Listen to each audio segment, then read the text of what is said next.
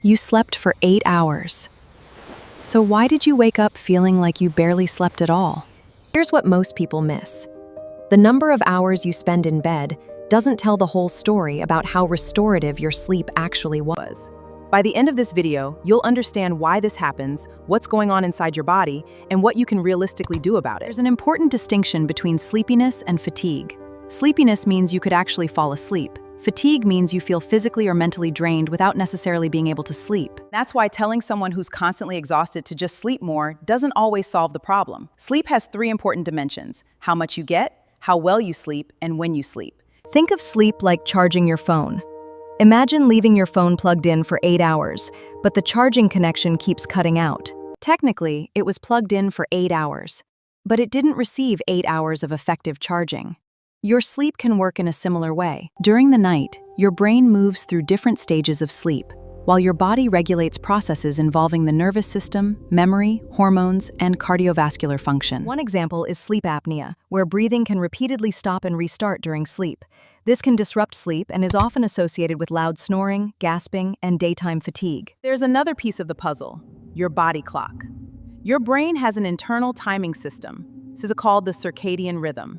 Light and darkness help regulate when your body expects to be awake or asleep. So if your sleep schedule is constantly changing, you may not feel your best even if you're getting enough hours. Sometimes, that heavy feeling immediately after waking is simply sleep inertia, a temporary period of grogginess while your brain transitions from sleep to full alertness. Research tells us that sleep duration matters, although individual needs vary, but quality matters too. Persistent fatigue has many possible causes beyond sleep. It can be associated with sleep disorders, anemia, thyroid problems, medications, stress, recent illness, or other health conditions. I see people online blaming every case of tiredness on high cortisol, dehydration, or some kind of toxin buildup. But those aren't universal explanations supported by strong evidence. So what can you do?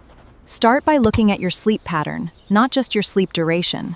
For the next 1 or 2 weeks, track when you sleep, when you wake, night awakenings, naps, caffeine, and how rested you feel. Keep your sleep and wake times relatively consistent.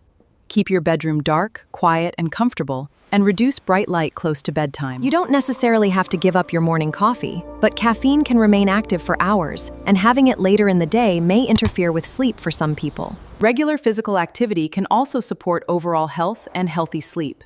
But don't assume severe exhaustion means you should simply exercise harder or reach for another supplement or coffee. Sometimes the smartest next step is figuring out why you're tired. Because sleep quantity is only one piece of the puzzle.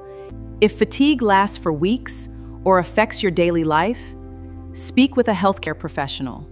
And if you want to understand what's really happening inside your body and what you can actually do about it, follow Coach Joy for more science-backed answers.